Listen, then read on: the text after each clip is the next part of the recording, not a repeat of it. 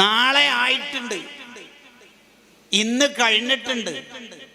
കാലം വളരെ അഡ്വാൻസ്ഡ് ആണ്, ടെക്നോളജിക്കൽ കാലാണ്. മോനെ, നീ ഇപ്പോഴും റീൽസുകളിൽ കാലം തീർക്കണതിന് പകരം റിയൽ ലൈഫിലേക്ക് വരേണ്ട നേരമായിട്ടുണ്ട്. No cap, it's tomorrow. പറയുന്നത് പൊള്ളല്ല, നാളെ ആയിട്ടുണ്ട്. നീ ഇങ്ങനെ കുറെ കോസ്മെറ്റിക്സിന്റെ ലോകത്ത് ജീവിച്ച് നീ നിന്നെ തന്നെ പൂജിച്ച് നിന്റെ സൗന്ദര്യം വർദ്ധിപ്പിച്ച് ജീവിക്കുന്നതിന് പകരം നിന്റെ കരിയർ ഒന്ന് ഉഷാറാക്കൂ. നാളത്തെ ഒരു സുഖത്തിന് വേണ്ടി ഇന്ന് അധ്വാനിക്കൂ. നാളത്തെ വിജയം കിട്ടണമെങ്കിൽ ഇന്ന് വിജയിക്കണം, ഇന്ന് പഠിക്കണം, ഇന്ന് അധ്വാനിക്കണം. നിങ്ങൾ നോക്കൂ, പാതിരാത്രി അധ്വാനിച്ചു പഠിക്കുന്ന ഒരു കുട്ടി 12:30 ആയിട്ടും റൂമിലെ ലൈറ്റ് ഓഫ് ആവാത്തത് കണ്ടപ്പോൾ ഉമ്മ പോയിട്ട് മോളോട് പറഞ്ഞു, എന്താ മോളെ? അപ്പൊ മകളുടെ comment, exam is very near. പരീക്ഷ അടുത്തെത്തിയിട്ടുണ്ട്. എനിക്കാണെങ്കിൽ കുറെ പോർഷൻസ് തീരാനുണ്ട്. നാളെയാണെങ്കിൽ ടഫ് എക്സാമാണ്. അതുകൊണ്ട് ഇന്ന് ഉറക്കൊഴിഞ്ഞ് അധ്വാനിക്കുകയാണ്. ആ കുട്ടിയോട് പറഞ്ഞിട്ട് കാര്യമില്ല എന്ന് വിചാരിച്ചിട്ട് തിരിച്ചു പോന്നു. ഭർത്താവിനോട് അഥവാ ആ കുട്ടീൻ്റെ ഉപ്പാനോട് ഉമ്മ പറയാണ്, ഫാത്തിമ ഇപ്പോഴും പഠിക്കുകയാണല്ലോ, എന്താ ഇപ്പം ചെയ്യുക? ഉറക്കൊഴിവാക്കിയിട്ട്. അപ്പോൾ ഉപ്പ, ഞാനൊന്ന് പറഞ്ഞോക്കാം, ഫാത്തി വേഗം ഉറങ്ങും മോളെ, രാവിലെ എണീച്ച് പഠിച്ചോളി, ഇപ്പൊ ഉറങ്ങിക്കോളി. അവൾ ഉറങ്ങണില്ല. മോള് പോട്. അങ്ങനെ പോയി. റൂമിലേക്ക് തിരിച്ചെത്തിയിട്ട് ഈ കുട്ടീൻ്റെ ഉമ്മനോട് അഥവാ ഇയാളുടെ ഭാര്യനോട് പറയാണ്, ഷി ഹാസ് സ്ലെപ്റ്റ്, അവൾ ഉറങ്ങിയിട്ടുണ്ട്. There is a no chance to be. നിങ്ങൾ പോയി നോക്കി നോക്കി, ഉറങ്ങാനൊന്നും സാധ്യതയില്ല. പോയി നോക്കുമ്പോൾ അവൾക്ക് ഉറക്കം വരുന്നുണ്ട്. ബക്കറ്റിൽ വെള്ളം നിറച്ചിട്ട് കാലതിൽ രണ്ടും വെച്ചിട്ട് പിന്നെയും ഉറക്കുകയാണ്, പിന്നെയും പഠിക്കുകയാണ്. എന്താ കാരണം? ഇറ്റ്സ് ടുമാറോ, നാളെ ആയിട്ടുണ്ട്, ഇനി നമുക്ക് സമയമില്ല. ഇൻസ്റ്റന്റ് ഗ്രാറ്റിഫിക്കേഷൻ ഇന്നത്തെ സുഖമല്ല, ഡിലേഡ് ഗ്രാറ്റിഫിക്കേഷൻ. കുറച്ച് വൈകിയാലും സുഖം നാളെ കിട്ടണമല്ലോ എന്നതാണ് പുതിയ കാലത്ത് ചിന്തിക്കേണ്ടത്. ആ മോക്കറിയാം.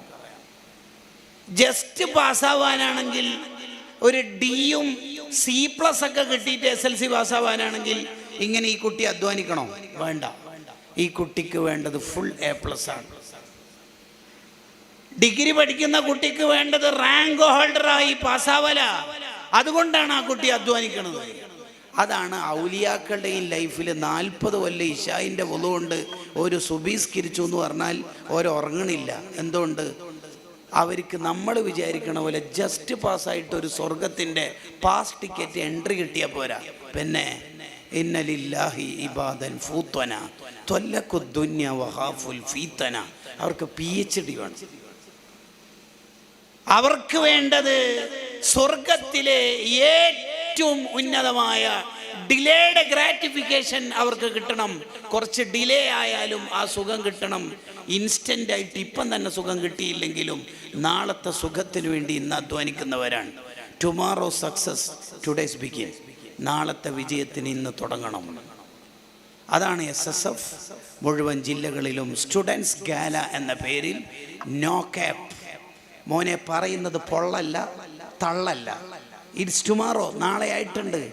നീ ഇപ്പോഴും സുഖത്തിലും റീൽസിലും ജീവിക്കുന്നതിന് പകരം കുറച്ച് അധ്വാനിക്കൂ, പഠിക്കൂ, വിജയിക്കാനുള്ള പണിയെടുക്കൂ, ഇബാദത്തുകൾ കൊണ്ട് സമ്പന്നമാക്കൂ.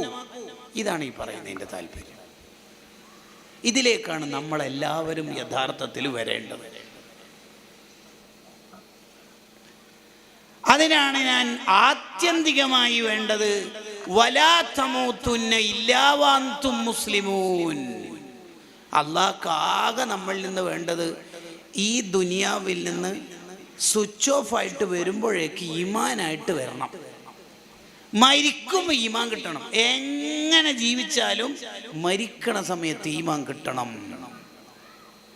ഈമാനോടെ മരിക്കാനുള്ള വഴികൾ പറയുന്നതിനേക്കാൾ ഇവിടെ കൂടുതൽ ഉപകാരപ്പെടുക ഈമാൻ നഷ്ടപ്പെടാൻ സാധ്യതയുള്ള തെറ്റുകളെ പരിചയപ്പെടുത്തലായിരിക്കും. ഒന്ന്, മറ്റുള്ള മനുഷ്യന്മാരെ വേദനിപ്പിക്കുന്ന ആളാണെങ്കിൽ അയാളുടെ മരണം ഈമാനില്ലാതെയാവാനുള്ള സാധ്യത കൂടുതലാണ്. വിശ്വസിച്ച ഒരാളെയും നമ്മൾ വഞ്ചിക്കരുത്. ആരോടും നീതിയില്ലാത്ത പെരുമാറ്റം ഉണ്ടാവരുത്.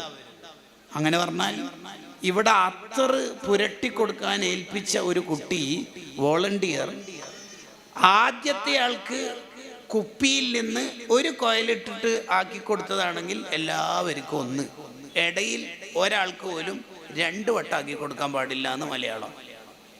അതാണ് സദസ്സിനോടുള്ള നീതി.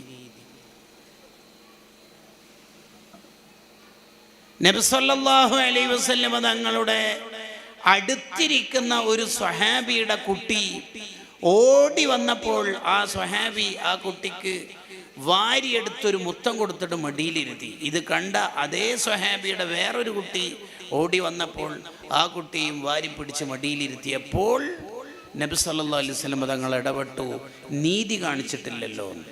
ആന്ത നബി, ഒന്നാമത്തെ കുട്ടിക്ക് മുത്തം കൊടുത്തിട്ടാണ് മടിയിലിരുത്തിയത്, രണ്ടാമത്തെ കുട്ടിക്ക് മുത്തം ഇല്ലാതെയാണല്ലോ മടിയിലിരുത്തിയത്. മക്കൾക്കിടയിൽ നീതി കാണിക്കൽ രക്ഷിതാവിൻ്റെ ബാധ്യതയാണ്. അത്രയും മൈന്യൂട്ടായ കാര്യം വരെ നമ്മൾ ശ്രദ്ധിക്കണം. ദാ ഒരു സമ്മാനം തരാല വരി എന്ന് പറഞ്ഞ ഉമ്മാനോട് നബി സല്ലല്ലാഹു അലൈഹി വസല്ലം തങ്ങൾ ചോദിച്ചല്ലോ, ആ കുട്ടീൻ്റെ ഉമ്മയിലെ നിങ്ങൾ, അതെ നിങ്ങൾ സമ്മാനം കൊടുക്കാൻ തന്നെയാണോ പറഞ്ഞത്? അതെ, കയ്യിലൊരു ഈത്തപ്പഴം ഉണ്ടെന്ന്. കൊടുക്കുമോ? വന്നാൽ വരി തരാം എന്നല്ലേ പറഞ്ഞു? അതെ കൊടുക്കും. അഥവാ നിങ്ങൾ കൊടുക്കാനല്ല വിളിക്കുന്നതെങ്കിൽ നിങ്ങളുടെ പേരിൽ ഒരു കളവെഴുതുന്നു. പാരന്റിങ് സമയത്ത് ഒരു പാരന്റ് എത്ര മൈന്യൂട്ടായ കാര്യം വരെ ശ്രദ്ധിക്കണമെന്ന് പഠിപ്പിക്കുകയാണ് മുഹമ്മദുർ റസൂലുള്ളാഹി സ്വല്ലല്ലാഹു അലൈഹി വസല്ലം. ഷെഹറാനി ഇമാം പറയുന്നുണ്ട്, ചില ഉപ്പമാരൊക്കെ പാരന്റിങ് ഉമ്മാനെ ഏൽപ്പിക്കല, ഫുള്ള് ഓളം ഏൽപ്പിക്കുക. ഇയാൾക്ക് ആകെയുള്ള പണി ഗൂഗിൾ പേ ചെയ്യല ഫീസ് കുട്ടികളുടെ.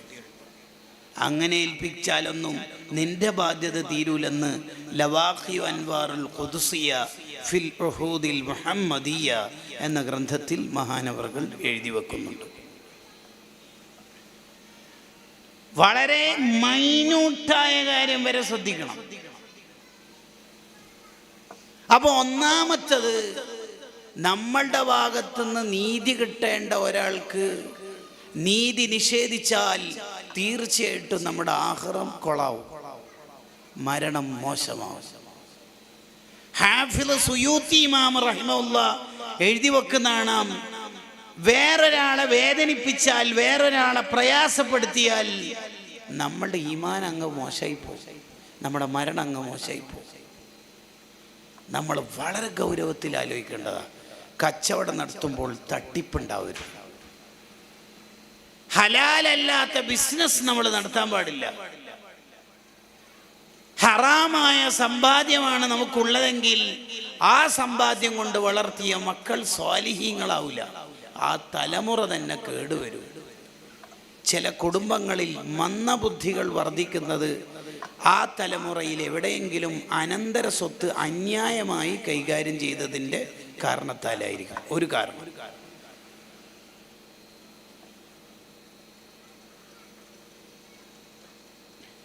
ഒരാളെയും പറ്റിക്കാൻ പാടില്ല. ഇബ്നുൽ ഹാജി റളിയല്ലാഹു അൻഹു തൻ്റെ മദ്ഖലിൽ പറയുന്നുണ്ട്, ചില കച്ചവടക്കാര് നടത്തുന്ന തട്ടിപ്പിനെ കുറിച്ച്. എന്താ അവര് പറയാ? കസ്റ്റമറെ പറ്റിക്കും വിധത്തിൽ അവർ കമൻ്റ് അടിക്കും. എന്താ പറയാ? ഈ സാധനം നാട്ടിൽ എവിടെയും കിട്ടാത്തതാണ്, ഞാൻ വളരെ അധ്വാനിച്ചിട്ട് കൊണ്ടുവന്നതാണ്, നിങ്ങൾക്കായതുകൊണ്ടാണ് ഈ വിലക്ക് ഞാൻ തരുന്നത്, ഞാനും നിങ്ങളും തമ്മിലുള്ള ബന്ധത്തിൻ്റെ പേരിലാണ്, ഇതാരോടും നിങ്ങൾ പറയാനും പാടില്ല എന്ന് പറഞ്ഞ് ഫുൾ കമൻ്റ് ആയിരിക്കും. പച്ച കളവായിരിക്കും അയാൾ പറയണത്. ആ കച്ചവടം പച്ച ഹറാമായിട്ടാണ് മഹാനവറുകൾ അവിടെ പരിചയപ്പെടുത്തുന്നത്. ഇത് എവിടെയും കിട്ടൂല, നാട്ടിൽ നിന്ന് എവിടെയും. താഴ്വാന്ന് കൊടുന്നതാ, ഡൽഹിന്ന് കിട്ടിയതാ. ചില ഇടങ്ങളിലൊക്കെ ഇതിന്റെ വിലകേട്ടങ്ങൾ ഞെട്ടും എന്നിങ്ങനെ കമന്റ് അടിക്കുക അയാൾ. ഈ സമ്പാദ്യം കൊണ്ട് നീ മക്കളെ പോറ്റിയാൽ എങ്ങനെയാ മക്കൾ സ്വാലിഹീങ്ങളാവുക എന്ന് ഇമാം ഇബ്നു ഹജർ തങ്ങൾ തൻ്റെ സവാജിറിൽ ചോദിക്കുന്നുണ്ട്. നിന്റെ ഭാവിയിലുള്ള തലമുറ നന്നാവണമെങ്കിൽ നീ ഇപ്പോൾ നടത്തുന്ന കച്ചവടം പൂർണ്ണമായും ഹലാലായിരിക്കണം. ഏതെങ്കിലും ഒരു മനുഷ്യനെ പറ്റിച്ചാൽ, വഞ്ചിച്ചാൽ, അയാളെ ഏതെങ്കിലും തരത്തിൽ ബുദ്ധിമുട്ടിച്ചാൽ നമ്മുടെ മരണമാണ് മോശാവുക എന്ന വിചാരം നമുക്കുണ്ടാവും. ഒരാളെയും വേദനിപ്പിക്കരുത്, വഞ്ചിക്കരുത്, പ്രത്യേകിച്ച് ഭാര്യമാരെ പ്രയാസപ്പെടുത്തരുത്. മുഹമ്മദുൻ സ്വാഹിബുൽ ഇഹ്സാനി, നബി സല്ലല്ലാഹു അലൈഹി വസല്ലം തങ്ങളെ കുറിച്ച് ബൂസിരിമാ പറയാം, മുഹമ്മദുൻ സ്വാഹിബുൽ ഇഹ്സാൻ, റസൂലുള്ള നന്മ മാത്രം ചെയ്യുന്ന ആളാണ്. ഇത്രയും ഭാര്യമാരുടെ അടുത്ത് നിന്ന് എന്തെങ്കിലും ഒരു നെഗറ്റീവ് കമന്റ് റസൂലുള്ളാഹിനെ കുറിച്ചിട്ട് കിട്ടുമോന്ന് ആയിരക്കണക്കിന് കൊല്ലായിലെ ഓറിയന്റലിസ്റ്റുകാർ പരതുന്ന് ലെൻസ് ഇട്ടിട്ട് റസൂലുള്ളാഹിന്റെ എന്തെങ്കിലും മൈനസ് കിട്ടുമോന്ന്. എന്നിട്ട് ഒരു തരി കിട്ടിയോ? ഏതെങ്കിലും ഒരു ഭാര്യയ്ക്ക് ഏതെങ്കിലും ഒരു നിമിഷത്തിൽ എന്തെങ്കിലും ഒരു നെഗറ്റീവ് പറയാനുണ്ടോ? ഇല്ല. അതാണ് ദാമ്പത്യം. വഫാത്തിന്റെ തൊട്ടു മുമ്പ് നബി സല്ലല്ലാഹു അലൈഹി വസല്ലം തങ്ങൾ സ്വഹാബത്തിലേക്ക് ഇറങ്ങിയിട്ട് പറഞ്ഞല്ലോ, ഇത്രയും കൊല്ലം നമ്മൾ ഒന്നിച്ച് ജീവിച്ചിട്ട് എവിടെയെങ്കിലും എന്നോട് നിങ്ങൾക്ക് വിഷമം വന്നിട്ടുണ്ടെങ്കിൽ ഇതാ എന്നോട് ഖിസാസ് എടുക്കാം, നിങ്ങൾക്ക് എന്നോട് തിരിച്ചു ചെയ്യാം, ഞാനിതാ ഇതിന് റെഡിയാണ് പറയും. നോക്കി നിങ്ങൾ, സുബ്ഹാനല്ലാഹ്, ഒരു കുറവും വരാതെ ജീവിച്ചു. ഭാര്യമാരെ അടിച്ചിട്ടില്ല, കുട്ടികളെ തല്ലിയില്ല, ഹാദിമീങ്ങളെ തല്ലിയില്ല. 63 കൊല്ലത്തെ ജീവിതം അത്രമേൽ സൗന്ദര്യപൂർണമായ ജീവിതമായിരുന്നു. അപ്പൊ ഒന്നാമത് നമ്മൾ ആലോചിക്കേണ്ടത്, എന്നെ കൊണ്ട് ഒരു മനുഷ്യനും വേദനിക്കാൻ പാടില്ല എന്നുള്ളതാണ്. വാക്കുകൊണ്ട്, ചിന്ത കൊണ്ട്, പ്രവർത്തനം കൊണ്ട്, നമ്മുടെ ഒരു നോട്ടം കൊണ്ട് ഒന്നും പറ്റൂല. നബി സല്ലല്ലാഹു അലൈഹി വസല്ലം തങ്ങൾ ആരെയും തുറിച്ചു നോക്കാറില്ല. ആരെയും തങ്ങളിങ്ങനെ തുറിച്ചു നോക്കൂല. ഞാനിപ്പോൾ നിങ്ങളിൽപ്പെട്ട ഏതെങ്കിലും ഒരാളിങ്ങനെ കുറേ സമയം തുറിച്ചു നോക്കി അയാൾക്ക് എന്നെ ഒരു ബേജാറാവൂലേ? ഇതെന്താ ഉസ്താദ് എന്നെ തന്നെ നോക്കുന്ന റബ്ബേ, എന്നെക്കുറിച്ച് ആരെങ്കിലും കമ്മിറ്റിക്കാരെന്നെക്കുറിച്ച് പറഞ്ഞിട്ടുണ്ടോ? അയാൾക്ക് എന്നെ എന്തെല്ലാം ചിന്തകൾ ഇങ്ങനെ വരും. നമ്മളെ നാട്ടിൽ നിസ്കാരം കഴിഞ്ഞ ഉടനെ തന്നെ മസ്ബൂക്കായ ആളെ തുറച്ചു നോക്കും. മസ്ബൂക്ക് എന്നെ തോന്നും, ഇതെന്താ എൻ്റെ തുണി കോട്ടയായിട്ടുണ്ട്, ഇതെന്താ എല്ലാവരും പാടെ എന്നെ നോക്കണത്. നമ്മളെ നാട്ടിലൊരു വളരെ മോശം കൾച്ചറാണ്. ഒരു സദസ്സിൽ മജ്ലിസിന്റെ പകുതിക്ക് മൗലിദിലോ മറ്റ് റാത്തീബിലോ പകുതിക്ക് ഒരാൾ വന്നെന്ന് കരുതോ, എല്ലാവരും പാടെ അയാൾ നോക്കും. അയാൾ തന്നെ 2 കിഡ്നി ഫെയിലാവും ചില ആൾക്കാരൊക്കെ നോട്ടം കണ്ടിട്ട്. അതൊന്നും ഒരു മുസ്ലിമിന് പറ്റാത്തതാണ്. നമ്മുടെ ഒരു നോട്ടം കൊണ്ടുവരെ ആരും വേദനിക്കാൻ പാടില്ല. അങ്ങനെയാണെങ്കിൽ ജോലി വാഗ്ദാനം ചെയ്ത് വിദേശ രാജ്യത്തേക്ക് കൊണ്ടുപോകുന്ന ചെറുപ്പക്കാരെ ഓവർ ഡ്യൂട്ടി എടുപ്പിക്കുന്ന മുതലാളിമാരുടെ മരണം എന്തായിരിക്കും? ചെയ്ത ജോലിക്ക് മര്യാദയ്ക്ക് സാലറി കൊടുക്കാത്ത ബോസുമാരുടെ കഥ എന്തായിരിക്കും? ഓഫീസ് സ്റ്റാഫിനോടും ഷോപ്പിലുള്ള സ്റ്റാഫുകളോടും ജോലിക്കാരോടും മോശമായി പെരുമാറുന്നവർക്ക് എന്ത് ഇസ്ലാം അറിയല്? ചില ആൾക്കാരുണ്ട് ഭയങ്കര സുന്നത്തമായിട്ടായിരിക്കും. സ്ഥാപനത്തെ സഹായിക്കൽ, പ്രസ്ഥാനത്തിന് സംഭാവന ചെയ്യൽ, ഉസ്താദുമാരെ സ്വീകരിക്കൽ, ഭക്ഷണം കൊടുക്കൽ, അതൊക്കെ സൂപ്പറായിരിക്കും. മൂപ്പരുടെ കോളേജിലുള്ള സ്റ്റാഫുകളോട് ചോദിച്ചു നോക്കി മൂപ്പരെ കുറിച്ച്, മൂപ്പരുടെ ഷോപ്പിലെ ബിസിനസ് സ്ഥാപനങ്ങളിലെ ജോലിക്കാരോട് ചോദിച്ചു നോക്കിയേ ഹാജിഖാനെ കുറിച്ചിട്ട് എന്താ അഭിപ്രായം എന്ന്. അവർക്ക് നെഗറ്റീവ് കമൻ്റാണ് അടിക്കാൻ ഉള്ളതെങ്കിൽ മോനെ നിനക്ക് സ്വർഗത്തിലേക്ക് പോകാനുള്ള നേരം ആയില്ല. അങ്ങനെ എത്രയോ മനുഷ്യന്മാർ നമ്മുടെ നാടുകളിൽ ഉണ്ടാവാറുണ്ട്. അത് പറ്റൂല. നബി സല്ലല്ലാഹു അലൈഹി വസല്ലം തങ്ങൾ നമ്മുടെ ജോലിക്കാരോട് എങ്ങനെയാണ് പെരുമാറേണ്ടത് എന്നതിനെക്കുറിച്ച് വിശദമായി നമുക്ക് പഠിപ്പിച്ചു തരുന്നത്. നമ്മുടെ ജോലിക്കാരോട് എങ്ങനെയാണ് പെരുമാറേണ്ടത്?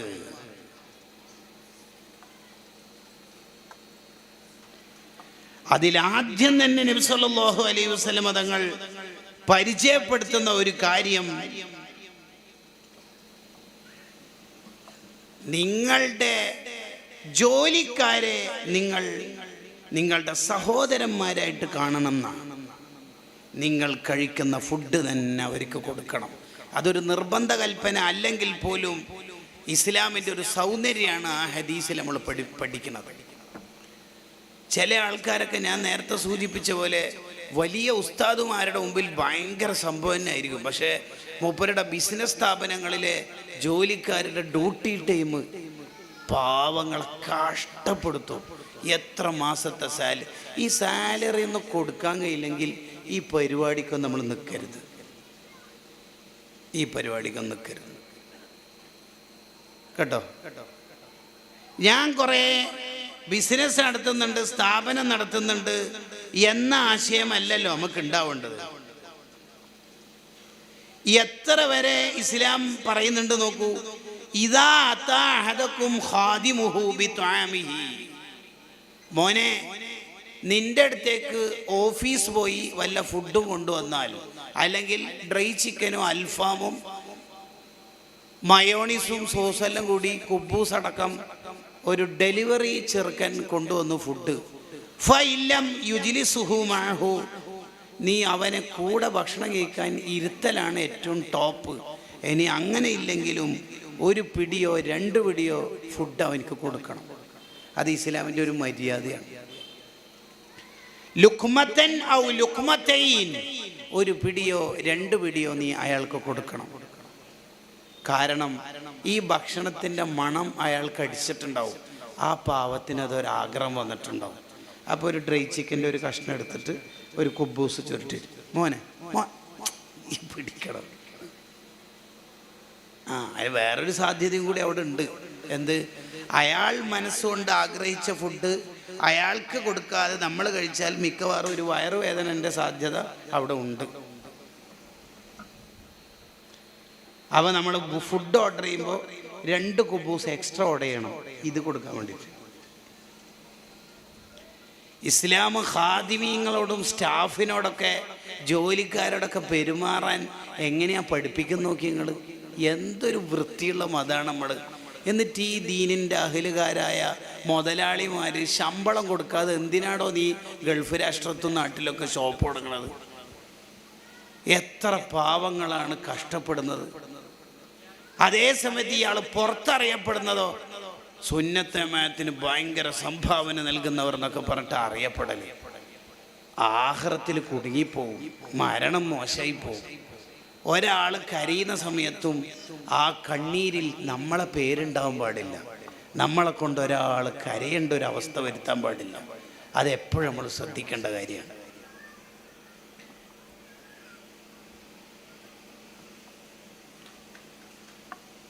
അപ്പോൾ ഒന്നാമത്തത്, നമ്മളെ കൊണ്ട് ആരും വേദനിക്കാൻ പാടില്ല എന്നുള്ളതാണ്.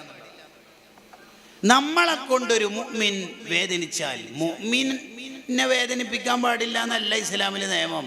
മനുഷ്യന്മാരാരെയും വേദനിപ്പിക്കാൻ പാടില്ല. കാരണം അൽ മുസ്ലിമു മൻ സലിമൻ നാസു മിൻ ലിസാനിഹി വയദിഹി, ഒരാൾ യഥാർത്ഥ മുസ്ലിം ആവുന്നത് അയാളെ കൊണ്ട് നാട്ടിലുള്ള ഒരാളും വേദനിക്കാൻ പാടില്ല.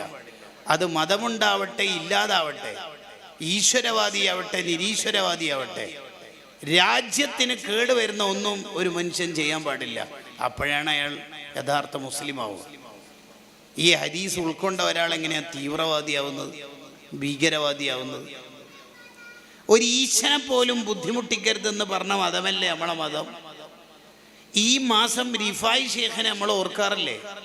റിഫായി ഷേഖ് റളിയല്ലാഹുവിന് കൈ ഇങ്ങനെ നീട്ടിപ്പിടിച്ച കണ്ടപ്പോൾ ശിഷ്യൻ വിചാരിച്ചു ചാൻസ് ആണല്ലോ ഉസ്താദിന്റെ കൈ ബർക്കത്തിന് വേണ്ടി ചുംബിക്കാം. ഓടിപ്പോയി ചുംബിക്കുന്ന സമയത്ത് റിഫായി ഷേഖ്, എല്ലാ മോനെ എന്താടാ അതെന്താ ഉസ്താദേ? ഒരു കൊതുക് എൻ്റെ കയ്യിൽ നിന്ന് എൻ്റെ ബ്ലഡ് കുടിക്കുകയായിരുന്നു. ബ്ലഡ് കുടിച്ച് തീരുന്നവരെ അതിനെ ശല്യപ്പെടുത്തണ്ടെന്ന് കരുതിയിട്ട് എൻ്റെ കൈ അങ്ങനെ തന്നെ ഞാൻ വെച്ചതാ. അപ്പോഴല്ലേ നീ വന്നിട്ട് കണ്ടോ? ഒരു കൊതുകിനെ പോലും വേദനിപ്പിക്കാത്ത നേതാക്കളാണ് നമ്മളെ മുൻഗാമികൾ. റിഫായി ഷേഖിന്റെ ഡ്രസ് ഇങ്ങനെ ആറിയിട്ട സമയത്ത് ഈ കൈയുടെ ഭാഗത്ത് ഒരു പൂച്ച വന്നുറങ്ങി. റിഫായി ഷേഖിനാണെങ്കിൽ ആ ഡ്രസ്സ് ഇട്ടിട്ട് പോയി പള്ളിയിൽ നിന്ന് നിസ്കരിക്കണം. മഹാനവറുകൾ ചിന്തിക്കാണ്, ഈ പൂച്ചൻ്റെ ഉറക്ക് ശല്യമാവുമല്ലോ, എന്ത് ചെയ്യും? മെല്ലെ ഈ കുപ്പായത്തിൻ്റെ ഈ ഭാഗത്ത് കത്രികനെ കൊണ്ട് പീസാക്കി ആ കൈൻ്റെ ഭാഗം അവിടെ തന്നെ, ഉറക്ക് ശല്യപ്പെടുത്തണ്ട. ആരുടെ? പൂച്ചയുടെ. എന്നിട്ട് കൈയില്ലാത്ത കുപ്പായമായിട്ട് പള്ളിയിൽ പോയിട്ട് നിസ്കരിച്ചിട്ട് വന്നു. നിസ്കാരം കഴിയുമ്പോൾ മൂപ്പര് ഉറക്കത്ത് നിന്ന് എണീറ്റ് പോയിട്ടുണ്ട്. അതെടുത്തിട്ട് ഇവിടെ ഫിറ്റാക്കി. കണ്ടോ? ഈ റിഫായി ഷേഖ് റൗളയിൽ പോയിട്ട് മുത്തുനബിയെ എനിക്ക് തങ്ങളെ കൈ വേണമല്ലോ മുത്താൻ ചുംബിക്കാൻ എന്ന് ചോദിച്ചാൽ എങ്ങനെയാ കൊടുക്കാണ്ടക്കല്? ഈ പച്ച മനുഷ്യൻ എങ്ങനെയാ കിട്ടാതിരിക്കുക? ജാടയില്ലല്ലോ, അഹങ്കാരമില്ലല്ലോ, ഒന്നുമില്ലല്ലോ. ആരെയും വേദനിപ്പിക്കും, ആരെയും പ്രയാസപ്പെടുത്തരുത്, ഒരാളുടെയും കുറ്റം പറയരുത്. ബുഖാരി ഇമാം പറഞ്ഞാണ്ടില്ലേ, മഗത്തബത്തു അഹദൻ മുന്തു അലിംതു അന്നൽ ഗീബത്ത് ഹറാം. ഈ ഉമ്മത്തിൽപ്പെട്ട ഒരാളെ കുറ്റം പറഞ്ഞതിൻ്റെ പേരിൽ ഞാൻ ഏതായാലും ആഖിറത്തിൽ കുടുങ്ങൂല, ഞാൻ ആരെയും ജീവിതത്തിൽ കുറ്റം പറഞ്ഞിട്ടില്ല. എന്താ ധൈര്യം നോക്കി. നമ്മുടെ ജീവിതമെല്ലാം എടുക്കട്ടെ, കഴിഞ്ഞ സാറ്റർഡേ മുതൽ ഈ സാറ്റർഡേ വരെ നമ്മൾ എത്ര ആളെ കുറ്റം പറഞ്ഞിട്ടുണ്ടാവും എന്ന് ആലോചിച്ച് നോക്കി. അതും എടുക്കട്ടെ, ജസ്റ്റ് 2 ദിവസത്തിനുള്ളിൽ ഒരാളെയും ഞാൻ എൻ്റെ നാവ് കൊണ്ട് കുറ്റം പറഞ്ഞിട്ടില്ല എന്ന് പറയാൻ പറ്റുമോ നമുക്ക്? വയലുകളൊക്കെ കേട്ടിട്ട് കമൻ്റ് അടിച്ചിട്ട് മാഷാ അല്ലാ എന്ന് കമൻ്റ് ബോക്സിൽ പോസ്റ്റ് ചെയ്യുന്നതിന് പകരം നമ്മുടെയൊക്കെ ജീവിതത്തിനൊരു മാറ്റം വരണ്ടേ. ആരെയും വേദനിപ്പിക്കരുത്, ഒരാളെയും ബുദ്ധിമുട്ടിക്കരുത്, എന്നെ കൊണ്ട് ഒരാൾ വിഷമിക്കരുത് എന്ന് ചിന്തിച്ചവരാണ് മഹാന്മാർ. അതുകൊണ്ടാണ് അവർക്ക് ദിക്ർ ചൊല്ലിയിട്ടുള്ള മരണം അല്ലാഹ് കൊടുത്തത്. ഏതെങ്കിലും ഒരാൾ കരയുന്ന കണ്ണീരിൻ്റെ കൂടെ നമ്മുടെ പേരുണ്ടെങ്കിൽ, നമ്മളെ ഭാര്യ നമുക്ക് വേണ്ടി നമ്മളുടെ പൊട്ടത്തരത്തിൽ കരഞ്ഞാൽ തീർന്നില്ലേ നമ്മളെ കഥ? ഓ ചെറുപ്പക്കാരികളെ, നമ്മുടെ പേരിൽ നമ്മുടെ ഉമ്മ കരയേണ്ടി വന്നാൽ പിന്നെ എങ്ങനെ നമുക്ക് നന്നായിട്ട് മരിക്കാൻ പറ്റുക? ഉമ്മാൻ്റെ അറിവില്ലായ്മ ദുരുപയോഗം ചെയ്തിട്ട് തെറ്റുകുറ്റങ്ങൾ ചെയ്തു കൂട്ടുന്ന പുതിയ കാലത്തെ മക്കൾ ഒന്ന് കേട്ടു നോക്കണം. ഉമ്മാൻ്റെ ഉമ്മാമ്മയുടെ ഫോൺ എടുത്തിട്ട് ചെറുക്കൻ്റെ പേര് പെണ്ണിൻ്റെ പേര് തന്നെയാക്കി ഫാത്തിമ എന്ന് പേരും സേവ് ചെയ്താൽ ഉമ്മാക്ക് മനസ്സിലാവില്ലല്ലോ നീ ആരെയാ ഈ ദുനിയാവിൽ പറ്റിച്ചത്? ഉമ്മാന. നീ ആരോടാണ് ഇനി നീതിപൂർവം പെരുമാറുക? നീ ഉമ്മാനെ പറ്റിക്കുവാണെങ്കിൽ നീ എങ്ങനെയാ മരിക്കണ സമയത്ത് ദിക്റില്ല? നീ ഉമ്മാനോട് കളവ് പറയുമെങ്കിൽ ആ നാവ് കൊണ്ട് എങ്ങനെയാ അള്ളാഹുവിൻ്റെ പേര് മരിക്കണ സമയത്ത് ഉച്ചരിക്കുക? മോനെ മോളെ ആലോചിച്ച് നോക്കി. ആരെയും പറ്റിക്കരുത്. ഒരു സ്വഹാബി വേറൊരു സ്വഹാബിയുടെ ചെരുപ്പ് ഒളിപ്പിച്ചു. അപ്പൊ ചെരുപ്പ് കാണാതെ ഇരുന്നപ്പോൾ ആ സ്വഹാബിക്ക് വിഷമായി. നബി സല്ലല്ലാഹു അലൈഹി വസല്ലം തങ്ങൾ അറിഞ്ഞു മുഅ്മിനിനെ പറ്റിക്കാൻ പാടില്ല, അത് ഹറാമാണ്, പഠിപ്പിച്ചു കൊടുത്തു. ഇതാണ് ഇസ്ലാം എന്ന് പറഞ്ഞാൽ. കല്യാണത്തിൻ്റെ അന്ന് ചെറുക്കനെ കൂട്ടിയിട്ട് ചെക്കന്മാര് വണ്ടിയെടുത്ത് വിടുക. എന്തേ? ഒന്നാമത്തെ രാത്രി പെണ്ണും ചെക്കനും വേറെ വേറെ സ്ഥലങ്ങളിൽ. എങ്ങനെയാണ് നമ്മുടെ ഈ മുസ്ലിം ചെറുപ്പക്കാര് എങ്ങനെയാണ് ഈ കൾച്ചർ പഠിച്ചു പോണത്? മോനെ, നീ ഇൻസ്റ്റഗ്രാം കൾച്ചർ നിർത്തൂ, മദീന കൾച്ചറിലേക്ക് വരൂ. തള്ളപ്പക്ഷി വട്ടമിട്ട് പറക്കുക. എന്തിന്? എൻ്റെ കുഞ്ഞുങ്ങൾ ആരോ പിടിച്ചിട്ടുണ്ട് നബിയെ എന്ന പരാതിയായിട്ട്. ഉടനെ റഹ്മത്തുല്ലിൽ ആലമീനായ തങ്ങൾ പറഞ്ഞു, ആരാ കുഞ്ഞു പക്ഷികളെ പിടിച്ചത്? പാടില്ല. ഉടനെ തന്നെ ശരിപ്പെടുത്തി ഉപദേശിച്ചു, സഹാബത്തിന് തിരുത്തി കൊടുത്തു. ആദ്യ രാത്രി ഏറ്റവും ആസ്വാദകരമായ ഒരു രാത്രിയെ ആ ദമ്പതിമാർക്ക് നിഷേധിച്ചിട്ട് നിനക്കെന്താ ഇപ്പൊ കിട്ടിയത്? നിന്റെ ആഖിബത്ത് മോശാവാൻ അത് കാരണമായാൽ ആ പെണ്ണോ പെണ്ണിന്റെ ഉമ്മയോ ഉപ്പയോ നിന്റെ ഈ അനിഷ്ട സംഭവത്തിൽ നീ കൂട്ടുനിന്ന ഈ വൃത്തികേടിന് കരഞ്ഞാൽ തീർന്നു മോനെ നിന്റെ ദുനിയാവിലെ ജീവിതം. അടിച്ചു, ഹോട്ടലിൽ നിന്ന് ഫുഡ് അടിച്ചു. എന്നിട്ട് ഡിഗ്രി ഫസ്റ്റ് ഇയറുകാരായ ജൂനിയേഴ്സിനോട് പറയാ, ഫുഡ് അടിച്ചിട്ട് ബില്ലടിച്ചോളണം. നിന്റെ ഫുഡ് ആ വയറ്റിലുള്ള 30 കൊല്ലത്തോളം നിനക്ക് അല്ലാഹുവിനെ ഓർത്ത് നിസ്കരിക്കാൻ കഴിയൂല. ഏറ്റവും ചുരുങ്ങിയത് 30 കൊല്ലത്തേക്ക് നിനക്ക് നിസ്കാരത്തിൽ ഖുശൂ കിട്ടൂലത്രേ. റാഗിങ്ങിന്റെ പുതിയ എപ്പിസോഡുകളാ. ബില്ലടക്കണമെന്ന് പച്ച ഹറാമല്ലേ ആ ചെയ്യണത്?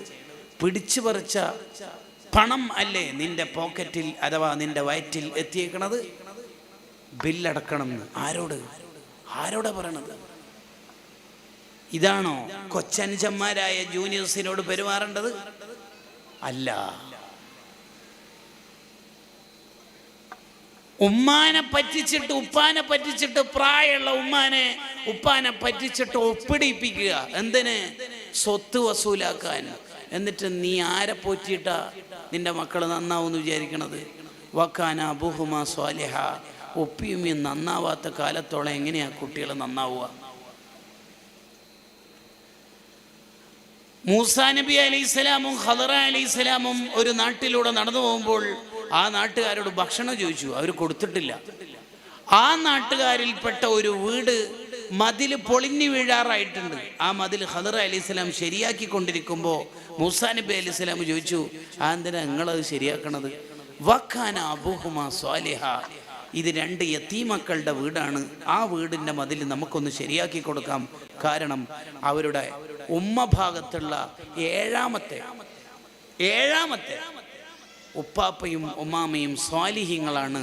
അതിൻ്റെ ബർക്കത്ത് ഈ കുട്ടികൾക്കുണ്ട്. യെസ്, ഉപ്പാപ്പയും ഉമ്മാമയും ഏഴാമത്തത്.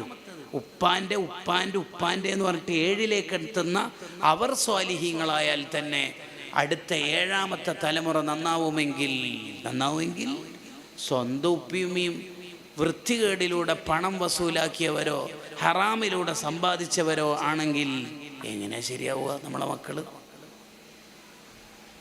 കമാ തദീനു തുദാനൂന. നീ എങ്ങനെയാണോ നിന്റെ ഉപ്പാനോടും ഉമ്മാനോടും പെരുമാറിയത് അതുപോലെയായിരിക്കും നിന്റെ മക്കൾ നിന്നോട് പെരുമാറുക. ചുരുക്കത്തിൽ ഒരാളെയും പ്രയാസപ്പെടുത്തരുത്.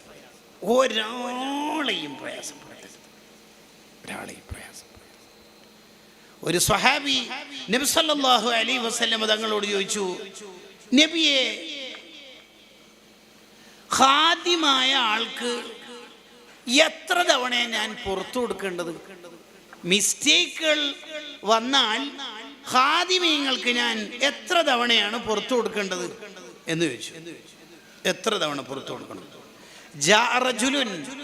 ഒരാൾ വന്നു ഇലൻ നബി സല്ലല്ലാഹു അലൈഹി വസല്ലം, തിരുനബി തങ്ങളുടെ ഹളറത്തിലേക്ക്.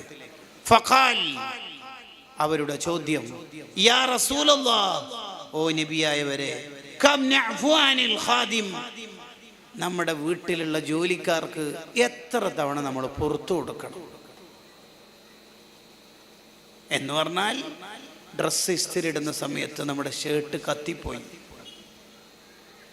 വെള്ളം കൊണ്ടുവരുന്ന സമയത്ത് ഗ്ലാസ് പൊട്ടിപ്പോയി, മോട്ടർ ഓൺ ചെയ്തിട്ട് ഓഫാക്കാൻ വിട്ടുപോയി. എത്ര അബദ്ധ ആ സ്റ്റാഫിൻ്റെ കയ്യിൽ നിന്ന് വരുന്നത്! അവർക്ക് ഞാൻ എത്രയാ മാപ്പ് കൊടുക്കേണ്ടത് നബിയെ? ഫസ്വമത. നബി സല്ലല്ലാഹു അലൈഹി വസല്ലം തങ്ങൾ ആദ്യ ചോദ്യത്തിന് മൗനിയായി, മിണ്ടിയില്ല, ഉത്തരം പറഞ്ഞില്ല. സുമ്മാദ അലൈഹി, പിന്നെയും ചോദ്യകർത്താവ് ചോദിച്ചു, നബിയെ, ഞാൻ എത്ര തവണയാ മാപ്പ് കൊടുക്കേണ്ടത്? അബദ്ധങ്ങൾ നമ്മുടെ ജോലിക്കാരുടെ ഭാഗത്തുനിന്ന് വന്നാൽ എത്ര തവണ മാപ്പ് കൊടുക്കണം? ഫസ്വമത, പിന്നെയും തങ്ങൾ മിണ്ടിയില്ല. ഫലമ്മാ കാന ഫിസ്സാലിസ, മൂന്നാമതും ചോദിച്ചപ്പോൾ ഖാൽ, നബി സല്ലല്ലാഹു അലൈഹി വസല്ലം പറഞ്ഞു, അഅഫു അൻഹു ഫീ കുല്ലി യൗമിൻ 70 മറ. എല്ലാ ദിവസവും 70 തവണ മാപ്പ് കൊടുക്കാൻ പറ്റുവാണെങ്കിൽ 70 തവണ മാപ്പ് കൊടുക്കണം. നബിയുനാ റസൂലുള്ളാഹി സ്വല്ലല്ലാഹു അലൈഹി വസല്ലം. ഇമാം അബൂ ദാവൂദ് റിപ്പോർട്ട് ചെയ്യുന്ന ഹദീസിൽ കാണാം. കണ്ടോ കണ്ടങ്ങൾ ഒരു മുതലാളി. ശരിക്കും ഇത് ആരെക്കുറിച്ചാണ് പറയണതെന്ന് വെച്ചാൽ ഖാദിമിനെ കുറിച്ചാണ് പറയണത്. ഖാദിമിന് മാപ്പ് കൊടുക്കണമെന്ന്. ആ ഖാദിമായ മനുഷ്യന് ഒരു ദിവസം 70 അബദ്ധങ്ങൾ വന്നാൽ 70 തവണ നീ ഡെയിലി, ഇന്നലെ 70 പൊട്ടത്തരം സംഭവിച്ചു, 70 തൊട്ട് മാപ്പ് കൊടുത്തു. ബാത്റൂമിൽ ലൈറ്റ് ഓഫ് ആക്കിയിട്ടില്ല, നനന്റെ മുണ്ട് കട്ടിന്റെ മേലെ ഇട്ടു, മാർക്കർ കൊണ്ട് ചുമരിന് വരച്ചു പോയി. നമ്മളെ പ്രഷർ ഇളകൂലേ അല്ലേ? മാപ്പ് കൊടുക്കുക. മാപ്പാണ് നമ്മുടെ എല്ലാം വേണ്ടത്. നീ ജനങ്ങൾക്ക് മാപ്പ് ചെയ്യുമ്പോഴാണ് നിനക്ക് അള്ളാഹുവിൻ്റെ മാപ്പ് ലഭിക്കുക എന്ന ആശയം നമ്മുടെ മനസ്സിലുണ്ടാവും. നമ്മുടെ വീട്ടിലൊരു സ്ത്രീയെ ജോലിക്ക് വിളിച്ചു. ജോലിക്ക് വിളിക്കുന്നവരെയും ഡ്രൈവർമാരെയും ഒക്കെ സെലക്ട് ചെയ്യുന്ന സമയത്ത് പാലിക്കേണ്ട നിബന്ധനകളാണ് ഈ കിതാബിൽ പറയുന്നത്. നമ്മളെ മക്കളോട് കൂടുതൽ ഇടപഴകാൻ സാധ്യതയുള്ളവരാണ് നമ്മുടെ ഹൗസ് ഡ്രൈവർ, വീട്ടുജോലിക്കാർ. അവരുടെ അഖീദ ശരിയായിട്ടുണ്ട് എന്ന് ഉറപ്പുവരുത്തണം. വല്ല യുക്തിവാദമോ ബിദ്അത്തിന്റെ ചിന്തകളോ ഉള്ള ആളാണ് നീ വീട്ടിൽ ജോലിക്ക് വിളിച്ചതെങ്കിൽ അതുവഴി നിന്റെ മക്കൾ കൂടി കേടുവരും എന്ന് ഈ കിതാബ് തെളിവുകൾ വെച്ച് സമർത്ഥിക്കുന്നുണ്ട്.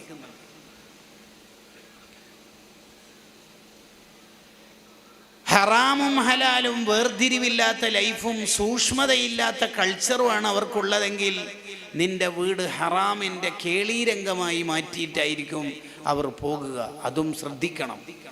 കണ്ടവരെ മുഴുവനും വീട്ടുജോലിക്ക് വിളിക്കാൻ പാടില്ല. മാതാപിതാക്കൾക്ക് സ്വന്തം കൈകൊണ്ട് ഖിദ്മത്തെടുത്തു കൊടുക്കാൻ നാണക്കടോ മടിയോ കാണിക്കരുതെന്ന് റൂഹുൽ ബയാനിൽ ഇമാം ഇസ്മായിലുൽ ഹഖീർ റഹ്മഹുല്ല എഴുതി വെക്കുന്നുണ്ട്. ഉപ്പാക്കും ഉമ്മാക്കും എന്തെങ്കിലുമൊക്കെ ഖിദ്മത്തെടുക്കാൻ അവസരം ഉണ്ടെങ്കിൽ നമ്മളെ കൈ കൊണ്ട് തന്നെ നമ്മൾ ചെയ്യണം. അത് വേറൊരു ഹോം നേഴ്സിനെയോ ഒരു സിസ്റ്ററെയോ അസൈൻ ചെയ്യുന്നതിന് പകരം നമുക്ക് തന്നെ ചെയ്യാൻ പറ്റുവാണെങ്കിൽ ഏറ്റവും ബെസ്റ്റ് അതാണ് എന്ന തിരിച്ചറിവ് നമുക്കുണ്ടാവണം. അതാ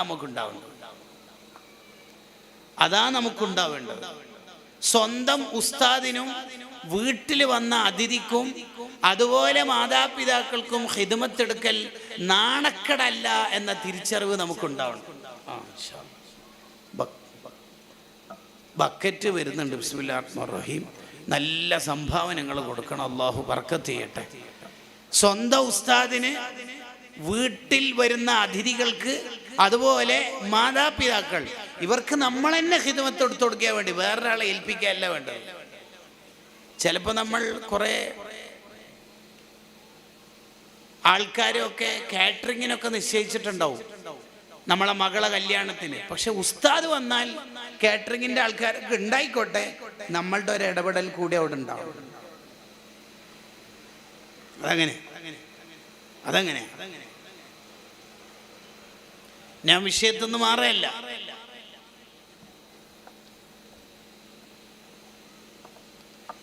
അപ്പൊ നമ്മുടെ വീട്ടിൽ ഒരു സ്ത്രീ ജോലിക്ക് വന്നു, അല്ലെങ്കിൽ നമ്മളുടെ വണ്ടിക്ക് ഡ്രൈവറായിട്ട് ഒരാളെ നമ്മൾ നിശ്ചയിച്ചു എങ്കിൽ ഇഖ്വാനുക്കും ഖവലുക്കും, നിങ്ങളുടെ ഖാദിമീങ്ങളെ നിങ്ങളുടെ സഹോദരന്മാരായിട്ട് കാണണമെന്ന് നബിയുനാ റസൂലുള്ളാഹി സ്വല്ലല്ലാഹു അലൈഹി വസല്ലം. അവരോട് കുറേ കാര്യങ്ങൾ ചെയ്യാനുണ്ട്. അതിലൊന്ന്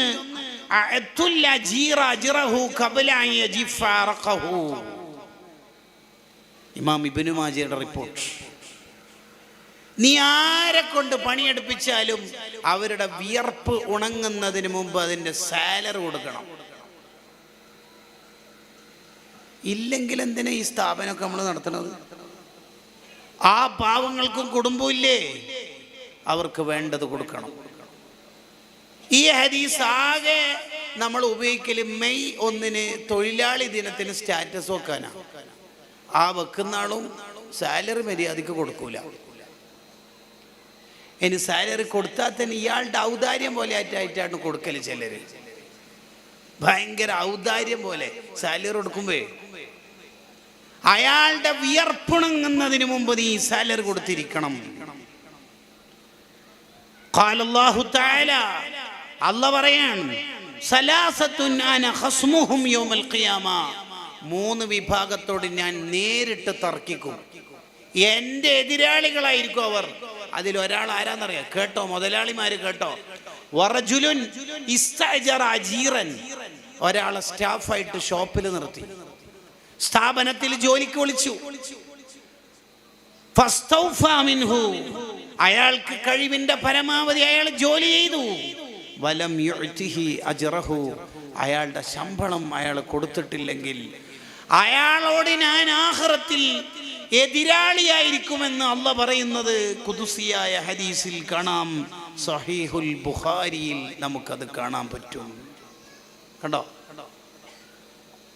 അത് നമ്മുടെ ആക്കിബത്തിനെയാണ് ബാധിക്കുക. ഓവർ ഡ്യൂട്ടി ചെയ്യിപ്പിക്കാൻ പറ്റൂല. ഒരു മനുഷ്യന്റെ ഈ ഗൾഫിലൊക്കെ ഇങ്ങനെ നോക്കിയേ, എത്ര മുതലാളിമാരാ ഇവിടുന്ന് അവർ പറയലെന്താന്ന് വെച്ചാൽ സുന്നത്ത് ജമാഅത്തിന്റെ പിള്ളേർ തന്നെ കിട്ടണമെന്ന്. 2 അപകടങ്ങൾ അവിടെ സംഭവിക്കില്ല. ഒന്ന്, മര്യാദയ്ക്ക് സാലറി കൊടുക്കൂല, ഓവർ ഡ്യൂട്ടി. രണ്ടാമത്തത്, അവൻ അവിടെ RSC പ്രവർത്തിക്കാൻ വിടുകയും ചെയ്യില്ല. അങ്ങനെ കുറെ ആൾക്കാരെ കാണും. അവനെ സുന്നത്ത് ജമാഅത്തിന്റെ പ്രവർത്തനം ബ്ലോക്ക് ചെയ്യും. അവര് പുറത്ത് ഭയങ്കര സംഭവമായിരിക്കും. എയർപോർട്ടിൽ ഉസ്താദിന് ബൊക്ക കൊടുക്കാനൊക്കെ മുന്നിലുണ്ടാവും ചെയ്യും. അതൊക്കെ ഭയങ്കര പ്രശ്നമല്ലേ? നമ്മുടെ സ്റ്റാഫുകളോട് നമ്മൾ നീതിപൂർവം പെരുമാറണം. നോക്കൂ നിങ്ങൾ,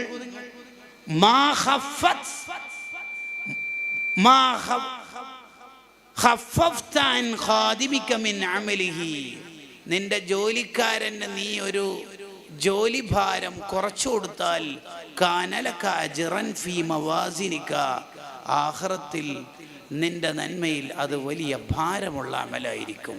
സ്വഹീഹ് ഇബ്നു ഹിബ്ബാൻ. കണ്ടോ? അപ്പൊ നമ്മൾ പറഞ്ഞ ഒന്നാമത്തെ ആശയം, ഈമാനില്ലാതെ മരിച്ചു പോകുന്നതിൻ്റെ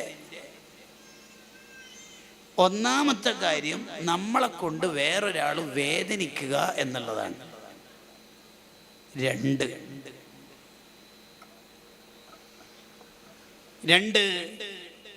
പലിശയുടെ ഇടപാടുണ്ടാവലാണ്. പലിശയുമായി ബന്ധം ഉണ്ടെങ്കിൽ അയാൾക്ക് ഈമാനില്ലാത്ത മരണമായിരിക്കും. അള്ളാഹു കാത്തിരക്ഷിക്കട്ടെ. പലിശയിലൂടെയുള്ള 1 ദിർഹം 30 വ്യഭിചാരത്തിനേക്കാൾ കടുപ്പാണെന്നല്ലേ ഹദീസ്. പലിശയൊക്കെ വളരെ ലാഘവമായ ഒരു കാലത്താണ് നമ്മൾ ജീവിക്കുന്നത്. ഒരു 4-5 കൊല്ലം മുമ്പൊക്കെ പലിശയുടെ പണം ബസ് സ്റ്റോപ്പ് എടുക്കാൻ പറ്റുമോ, ബസ് ഷെൽട്ടർ എടുക്കാൻ പറ്റുമോ എന്നൊക്കെ ആയിരുന്നു ചോദിച്ചിരുന്നത്.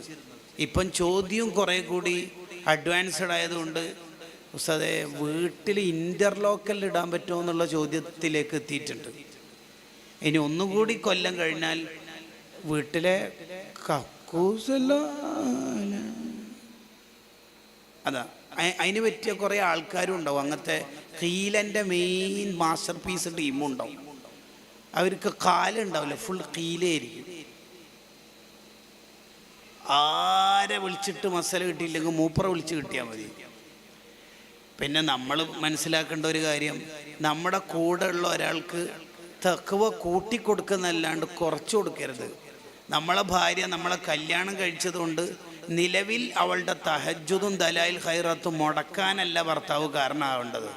പിന്നെ ഭർത്താവിന് ഖിദ്മത്ത് എടുക്കല ഏറ്റവും വലിയ കാര്യം, ഔറാദല്ല, അങ്ങനെയല്ല ചെയ്യേണ്ടത്. അവളുടെ ഔറാദൊക്കെ അവളുടെ ഔറാദായിട്ട് തന്നെ ഉഷാറായിട്ട് പോകണം. അതിനാണ് ഭർത്താവാവേണ്ടത്. റഹിമല്ലാഹു റജുലൻ, ഒരു ഭർത്താവിന് അള്ളാഹു റഹ്മത്ത് ചെയ്യട്ടെ എന്ന് മദീനയിൽ നിന്ന് ദ്വാരുന്നില്ലേ തങ്ങൾ? ആരാണ് ഭർത്താവ്? ആ ഭർത്താവ് തഹജ്ജുദിന് എഴുന്നേൽക്കുന്നു, എന്നിട്ട് ഭാര്യയെ തഹജ്ജുദിന് വേണ്ടി വിളിച്ചുണർത്തുന്നു. കണ്ടോ? ഇബാദത്തിന് സഹായിക്കല്ലേ വേണ്ടത് ഭാര്യ ഭർത്താക്കന്മാര്? അതല്ലേ ശരിക്ക് ചെയ്യേണ്ടത്? നമ്മുടെ കൂടെ നടക്കുന്ന ഒരാൾക്ക് ചെറിയൊരു കറാഹത്തിനെ വലിയ ഹറാമാണെന്ന് തോന്നിപ്പിച്ചിട്ട് ആ കറാഹത്തിനോടുള്ള ഗൗരവം കൂടി ബോധ്യപ്പെടുത്തേ വേണ്ടത്. ഷഹറാനി ഇമാമിൻ്റെ അൽ അൻവാർ ഫി ആദാബി സുഹ്ബത്തിൽ അഖിയാറിൽ കാണാം, ഒരു ചെറിയ തെറ്റിനെ നമ്മുടെ കൂട്ടുകാർക്ക് കഷുർബിൽ ഹംറി വസിന, വ്യഭിചാരം പോലെ കള്ളുകൂടി പോലെ വലിയ ഗൗരവാക്കിയേ വേണ്ടത്. അല്ലാണ്ട് ഒന്നും പ്രശ്നമില്ല, കൗലുണ്ട്, അങ്ങനല്ല. അതാണോ? നമ്മുടെ കൂടെ നടക്കുന്ന ആൾക്ക് അയാൾക്ക് നിലവിലുള്ള ഈമാനേക്കാൾ ഈമാൻ കൂട്ടിക്കൊടുക്കേ വേണ്ടത്. അപ്പൊ പലിശ ഏറ്റവും പേടിക്കേണ്ട ഒരു കാര്യമാണ്. അബൂ ഹനീഫ റളിയല്ലാഹു അൻഹു ഒരാൾക്ക് കടം കൊടുത്തു.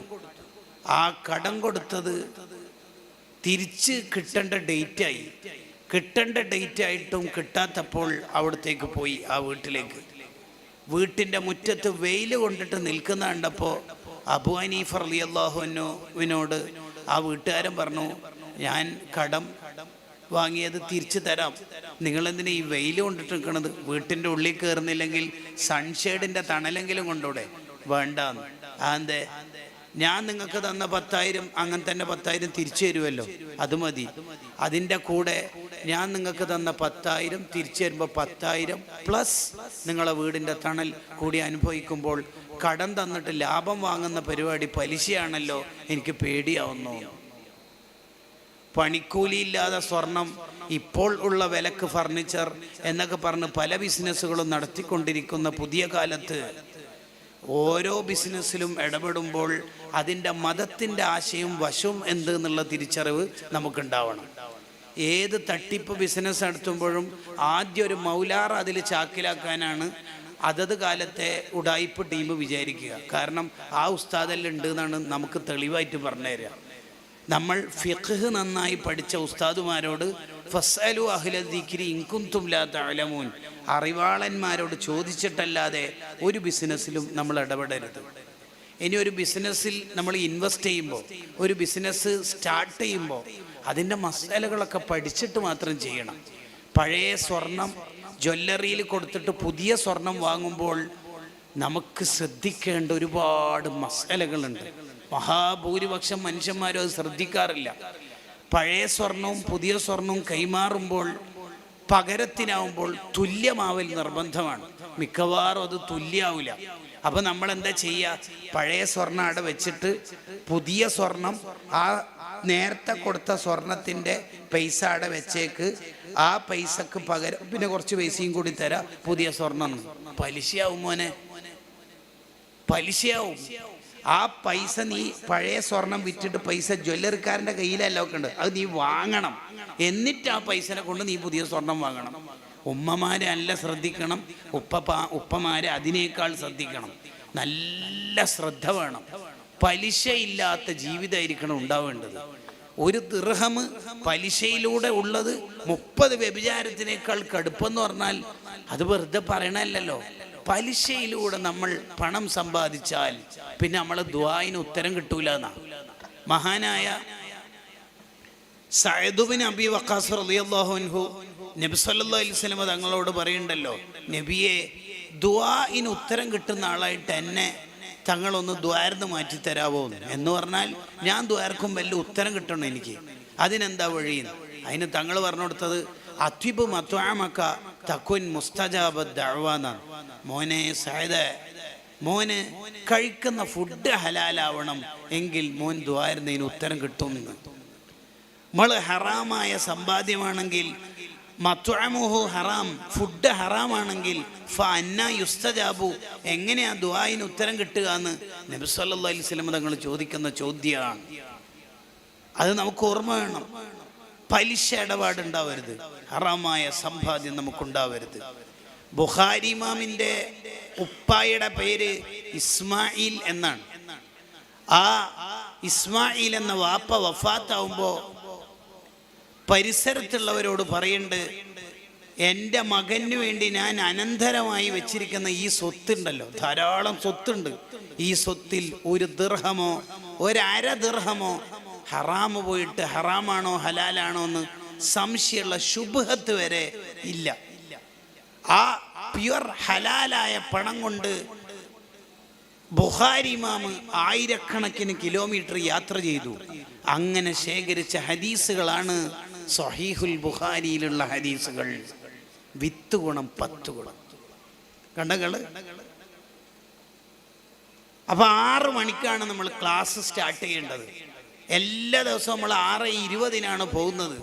അപ്പോൾ നമ്മുടെ ക്ലാസിന്റെ സാലറിയിൽ ഹലാലല്ലാത്തത് വന്നു പോകുമോ എന്ന പേടി വേണം.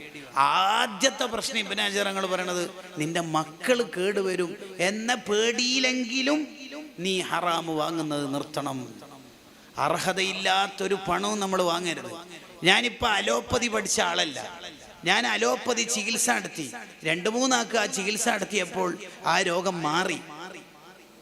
അപ്പോൾ അവർ എനിക്ക് തരുന്ന ഫീസ് വാങ്ങാൻ പറ്റുമോ എന്ന് ഫിഖഹിൽ ചർച്ചയുണ്ട്. പാടില്ല. കാരണം എനിക്ക് അർഹതയില്ലാത്തത് അഭിനയിച്ചിട്ട് വാങ്ങുന്നതാണ്. ആത്മീയ ഭാഷയിൽ കുറച്ചുകൂടി അഡ്വാൻസ്ഡ് ആയിട്ടാണ് പറയണത്. നന്നായിട്ട് ജീവിക്കുന്ന ആളാണല്ലോ എന്ന് കരുതിയിട്ട് ഒരാൾ നമുക്ക് 500 രൂപ തന്നാൽ ആ 500 വാങ്ങുമ്പോൾ നീ ആലോചിക്കണം മോനെ, ഇവരൊക്കെ നമ്മൾ നല്ലവരാന്ന് വിചാരിച്ചിട്ട് തരുന്നതാണ് എന്ന് പറഞ്ഞ മഹാന്മാരുണ്ട്. അതൊരു സൂഫി ഭാഷയാവാം. എന്നാലും ഞാൻ പറഞ്ഞു വരുന്നത്, നമ്മൾ സമ്പാദിക്കുന്നത് പ്യുവർ ഹലാലായിരിക്കണം. ഒരാളെയും പറ്റിച്ചിട്ട് കളവ് പറഞ്ഞിട്ട് ഒന്നും ഉണ്ടാവരുത്. നല്ല പഠനത്തിന് യൂസുഫ് നബഹാനി തങ്ങളുടെ ദലീലു തുജാർ എന്ന കിതാബ് നോക്കിയാൽ മതി. 3 ഈമാനില്ലാതെ മരിച്ചു പോകാനുള്ള തെറ്റിന്റെ കാരണം. 3-മത്തത് കിബിർ എന്ന രോഗം ഒരാൾക്കുണ്ടാവലാണ്. കിബിർ എന്ന രോഗം ഒരാൾക്കുണ്ടെങ്കിൽ അയാൾക്ക് ഈമാനില്ലാത്ത മരണമായിരിക്കും. ഇബ്ലീസിന് വന്നുപോയത് ഇബാദത്തിന്റെ കുറവല്ല. 80,000 കൊല്ലം ഇബാദത്ത് ചെയ്ത ആളാണ് ഇബ്ലീസ്. 80,000 കൊല്ലം. അലാമാ ഖാല ശറഹുൽ മവാഹിബ്. 80,000 കൊല്ലം. എന്നിട്ടെന്താ ഇബ്ലീസിന് പറ്റിപ്പോയത്?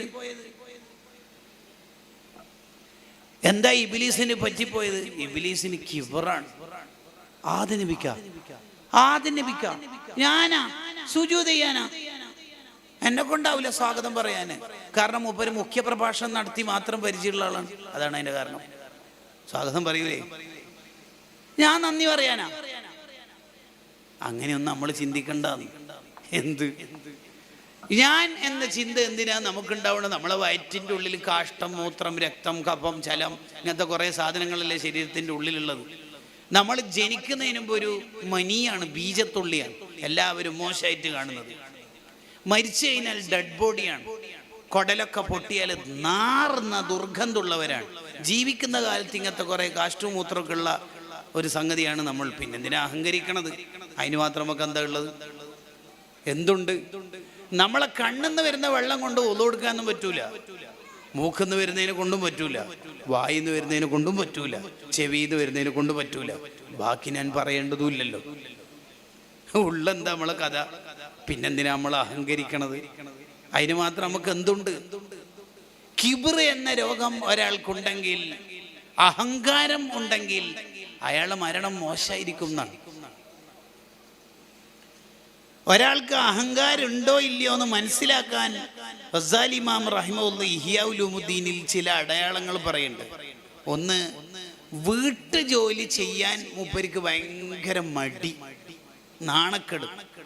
വൈഫ് പറഞ്ഞ് ഗസ്റ്റ് വരുന്നുണ്ട് എന്ന് പറയുന്നുണ്ട്. തലശ്ശേരിയിൽ ട്രെയിൻ ഇറങ്ങി എന്നാ പറയണത്. നിങ്ങൾ ഒന്നും വേണ്ട, ഞാൻ ഫുഡെല്ലാം ആക്കിക്കോളാം. ആ office room, living room, central hall ഒന്ന് പൊടി തട്ടിയിട്ട്, പിന്നെ ആ മുമ്പിൽ ബാത്റൂമിൽ നമ്മളെ കുട്ടീൻ്റെ പമ്പേഴ്സും ഉണ്ട്, അതൊന്ന് മാറ്റും. ഞാനാ യെസ്, എന്നെ വല്ല പ്രശ്നം. ഷെഹറാനി ഇമാമിന്റെ ഭാര്യ അസുഖത്തിൽ കിടന്നപ്പോൾ ഷെഹറാനി ഇമാം റളിയല്ലാഹു അൻഹു പറയുന്നുണ്ട്, ഞാനാണ് അവൾ കിടത്തത്തിൽ മൂത്രയിക്കുകയും കാഷ്ടിക്കുകയും ചെയ്തപ്പോൾ എൻ്റെ കൈ കൊണ്ട് വൃത്തിയാക്കി കൊടുത്തത്. ഷെഹറാനി ഇമാമിൻ്റെ ആണ്ടുമാസം ഇത്. അള്ളാഹു അവിടുത്തെ ദർജ വർദ്ധിപ്പിക്കട്ടെ. അവിടുത്തെ ബർക്കത്തുകൊണ്ട് നമ്മളെ ഈ മക്കളെയൊക്കെ സ്വാലിഹീങ്ങളാക്കട്ടെ. 300 കിതാബ് എഴുതിയ കൈനെ കൊണ്ട് ഷെഹറാനി ഇമാമ് ഭാര്യയുടെ നജസ് വൃത്തിയാക്കി കൊടുക്കുക. രണ്ടാമത്തെ അടയാളം മഹത്തുക്കൾ എഴുതി വെക്കുകയാണ്. ഒരാൾക്ക് കിബറുണ്ടോ ഇല്ലയോ എന്ന് മനസ്സിലാക്കാനുള്ള രണ്ടാമത്തെ അടയാളം, വീട്ടിലേക്കുള്ള അവശ്യ വസ്തുക്കൾ അങ്ങാടിയിൽ പോയിട്ട് വാങ്ങിയിട്ട് വരാൻ അയാൾക്ക് മടിയുണ്ട്.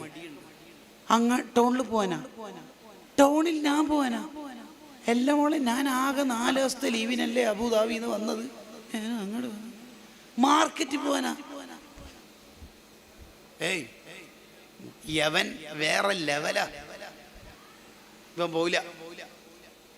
അഹ്മദ് ബിൻ ഹംബൽ തങ്ങളുടെ കാലക്കാര് പറയുന്നുണ്ട് റളിയല്ലാഹു അൻഹു, വീട്ടിലേക്കുള്ള പച്ചക്കറിയും ഫ്രൂട്ട്സ് ഐറ്റംസ് ഒക്കെ വീട്ടിലേക്ക് ചുമന്നു കൊണ്ടുപോകുന്നത് അഹ്മദ് ബിൻ ഹംബൽ തങ്ങളെയും വബ്നുഹു അവരുടെ മകൻ അബ്ദുല്ലാഹി എന്നവരെയും നമ്മൾ കാണാറുണ്ട്.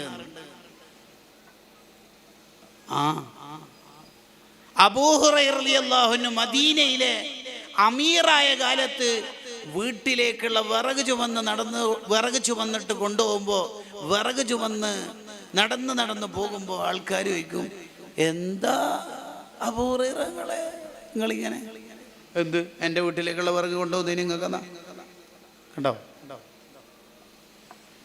ഹോം ഡെലിവറി കാലത്ത് ജാഗ്രതയെ ശ്രദ്ധിക്കണം, നല്ലതാണ്.